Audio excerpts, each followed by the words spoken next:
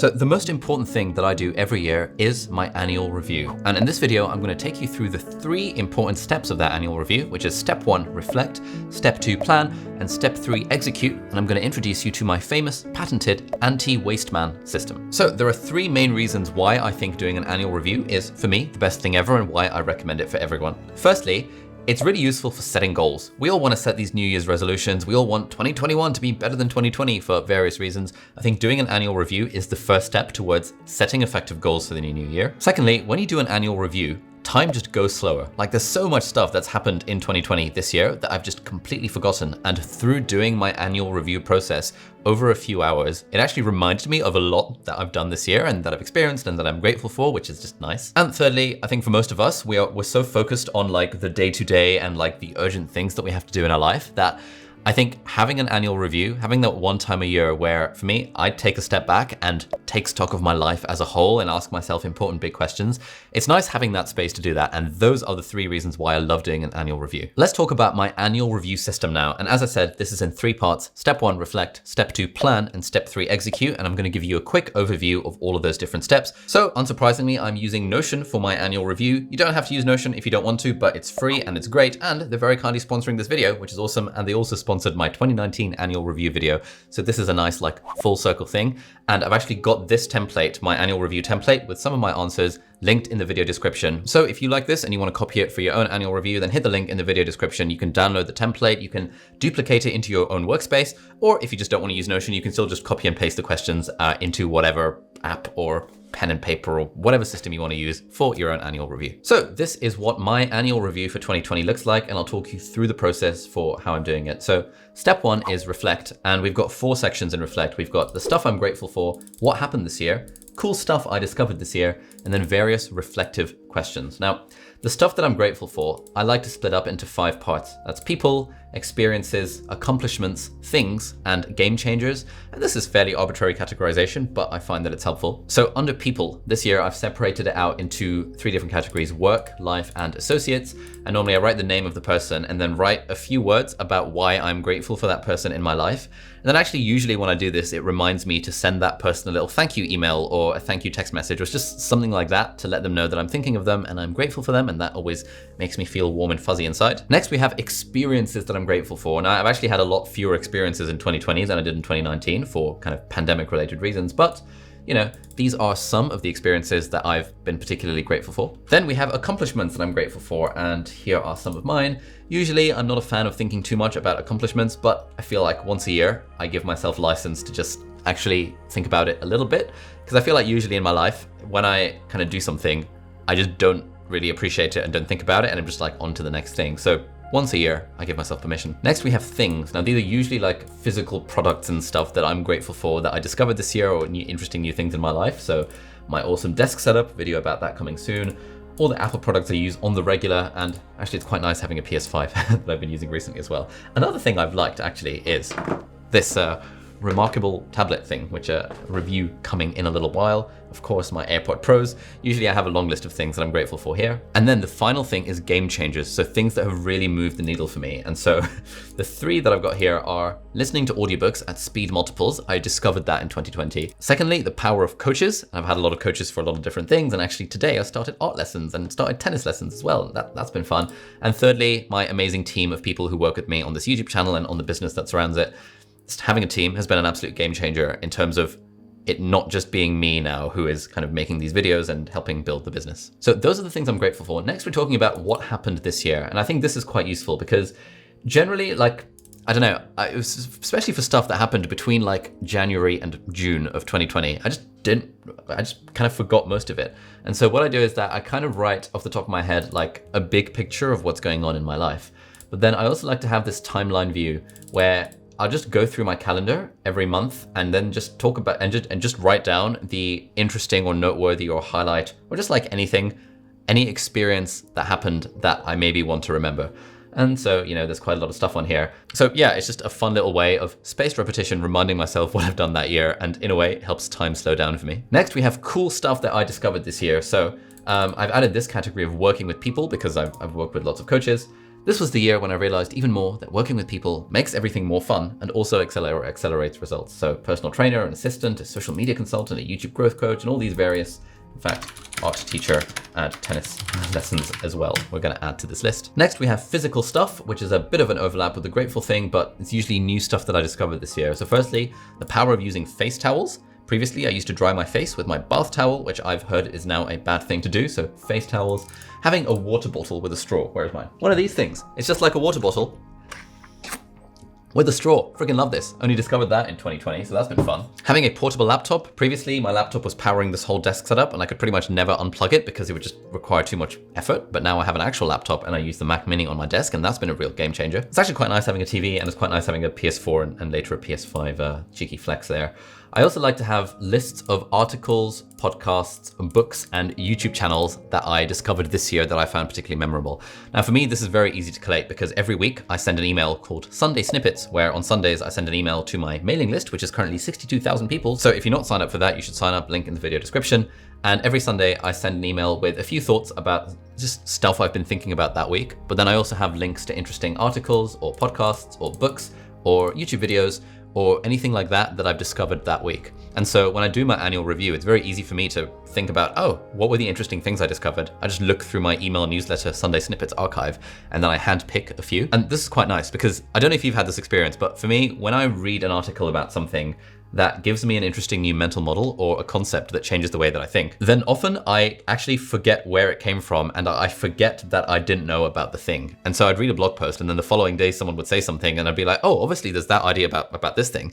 And I just wouldn't appreciate the position I was in before I heard about that idea. And so I find that when I go through this list every year of the articles and the videos, it really reminds me that, oh yeah, I didn't know about this thing until I read this blog post from Ryan Holiday, or this blog post from Morgan Housel, or this blog post from the Harvard Business Review. I really like this one as well. One line that resonated: people who are driven to excel have this unconscious propensity to underinvest in their families and overinvest in their careers, even though intimate and loving relationships with their families are the most powerful and enduring source of happiness. That was like, damn, this is really calling me out. And I'll put links to all this stuff in the Notion template down below, so if you want to check out links to these articles, you'll find them there. Podcasts as well, we've got like a handful, I think like 10 of them that I particularly enjoyed this year. Loads of books. I also have a video about the 15 favorite books of 2020. That will be linked up there somewhere right now. And a few different YouTube channels that I've really enjoyed this year. So Binging with Babish, Yes Theory, a few viral videos, Tom Scott. Then we have the reflective questions. Now this is something that I've newly done this year. And it was actually my assistant who kind of sent me this list of questions saying that you should answer these for your annual review. She's recently started a YouTube channel, link in the video description. Anyway, there's loads of questions here. Feel free to do some of them. Feel free to do all of them if you like. I sent a lot of these out to my newsletter, Sunday Snippets, link in the video description. And a lot of people replied saying that these were just really, really, really helpful in helping them get more clarity about where they want to go this year and also in life. So, you know, one of these, if you had to teach one thing you learned this year, what would it be? And I talk about the power of accountability. Another one is, what kept you up at night with excitement this year? And I talk about my course, the Part-Time YouTuber Academy, and also kind of this whole building a team stuff that I've been really excited about recently. How did you have fun differently in 2020? And then I talk about kind of how video gaming has been a source of joy in my life, especially listening to audiobooks while playing video games. That is like absolute pure peak pleasure. And again, my answers to all of these are also linked down below if you do want to have a little bit more of a gander in a bit more detail. But now let's move on to step 2, which is plan. Now this is where we make a plan for the new year. And there's a few visualization exercises that you can do. I'm not very good at doing these visualization exercises, but I know it's something that I need to make time for, and I'm planning to do it at some point. But one is called the Ideal Ordinary Week, which is that 5 years from now, you write down in great detail what your ideal ordinary week looks like. So ideal, as in this is like a good week for you, and ordinary in that it's a week where you're just doing normal stuff. You're not like on vacation or something. And if you take the time to do this 5 years from now, Ideal Ordinary Week, that gives us a way of figuring out, okay, what do I need to be doing for the next few years to get to this 5-year vision? And then we come to Ideal Ordinary Week for this time next year, for example. Like I said, I'm not very good with these visualizations because A, I struggle to think very far ahead, and B, I don't know, maybe I just suck at imagining the future. But the idea is that you're sort of describing how you're feeling, describing what you're doing, what you're working on. And something that my executive performance coach tells me is that you really want to be really, really, really specific with describing these things. And a lot of us have this idea of, I want to do the same, but more of it. And so for me, the example is, oh, well, we're doing 1 video a week this year. Great, let's do 2 videos a week next year. And that's a very easy trap to fall into. And so when we find ourselves thinking in that kind of way of the same but more, we really want to question that. And also, like, the most important thing to come out of this is actually, what are you not doing? What are you not doing in this vision? What is no longer a priority? And then why are you still doing that thing right now? Then after the visualization exercises, we have a few different areas. So the ones that I have are life, medicine, and business, because I feel like those are like the 3 aspects of my life. And within life, we've got health, relationships, happiness. And so I just write some general thoughts about what I might want to do about all of these things next year. And then I'll come to setting proper goals for them later on. So for me, you know, I kind of want to do workouts 3 times a week. I want to have regular tennis sessions. I want to join a squash club. I want to have some kind of daily mobility and stretching routine because I know that will probably be good for my life and good for my posture. On the relationships front, I want to take dating more seriously post-lockdown. Maybe get a dating coach, who knows? Might be interesting, might even make for a good video. And I want to be more intentional about keeping in touch with friends. And then under happiness, you know, I've got a few thoughts here. Then we come to my favorite part of the annual review, and that is writing out the bucket list. Now, this is always fun. So I've got my 2020 bucket list here, the one that I did this time last year. But usually I write it out from scratch, and then I look at the 2020 list or the year before and see, is there anything here that I've forgotten? But usually if I've forgotten to write it down, it's usually because that thing is no longer necessarily a priority for me. And so I've got this like bucket list of 20 items, of which 7 I have put on this is the stuff that I want to do in 2021. And the rest of it is like someday maybe kind of long term, but it's stuff that I don't want to necessarily actively focus on in 2021. So on my list of 2021 is writing a book, learning to draw, busking, singing on the London Underground, hosting a productivity retreat, living in a few different cities for 1 to 2 months at a time, getting 6-pack abs at some point next year, and learning how to snowboard. Those are like the few items on my 2021 bucket list.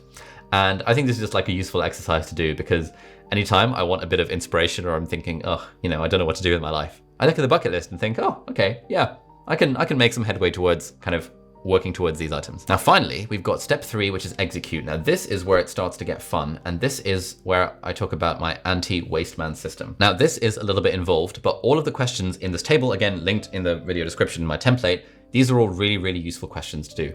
And the reason we have step 3 execute is because it's very easy when doing something like an annual review to just purely have it as an exercise in introspection and reflection, which is fine, but I am also a big fan of execution rather than just reflection. And so this section is here to make me stop being a waste man and actually start making progress towards stuff.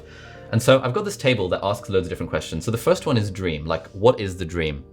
And like for me, the difference between a dream and a goal is that a dream is like emotionally resonant. And my mate August Bradley calls this a value goal, which is, so something like learn to draw would be a dream. But if I kind of make that even more specific, learn to draw like a concept artist, because I'm really into concept art. Then the next question is why? Why do I want to do the thing? And it's really important to have a very strong why behind the things that we're going to do, because if we don't, then we're just not going to get them done. And so for me, my why for learning to draw like a concept art is like, it's really cool.